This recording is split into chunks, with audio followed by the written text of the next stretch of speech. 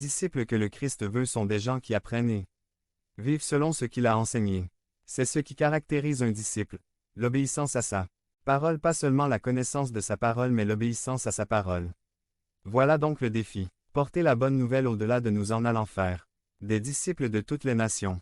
Le mot nation ne fait pas référence principalement aux États géopolitiques, mais plutôt aux groupes ethniques ou aux groupes humains. La bonne nouvelle doit atteindre toutes les ethnies ou tous les groupes humains. Il ne suffit pas qu'ils atteignent un pays, mais ils doivent atteindre tous les groupes ethniques qui composent ce pays. C'est l'ampleur du défi. Des disciples de toutes les ethnies du monde. Comme décrit dans la vision de Jean dans l'Apocalypse dans laquelle il a vu une grande multitude que personne ne pouvait compter de toute nation, tribu, peuple et langue, une humanité renouvelée, diverse mais unie dans la louange du Fils de Dieu qui les a fait sortir de leurs ténèbres dans sa merveilleuse lumière. C'est la charge que le Seigneur a laissée à ses disciples. Les disciples doivent à leur tour faire davantage de disciples. Tout a commencé avec un groupe de quelques disciples qui, acceptant le défi, sont allés partager la bonne nouvelle avec d'autres personnes, faisant d'eux des disciples. Ceux-ci, à leur tour, allèrent et firent de même. Et ainsi cette petite chaîne a continué jusqu'à aujourd'hui dans la rue Garcia-Guénéré 26 par 27, où se trouvent des disciples qui portent la bonne nouvelle au-delà d'eux-mêmes comme toutes les églises où Jésus-Christ est aimé et prêché.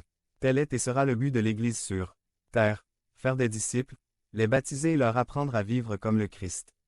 Maintenant, le verset 19 commence par le mot c'est pourquoi ou, dans certaines versions, donc.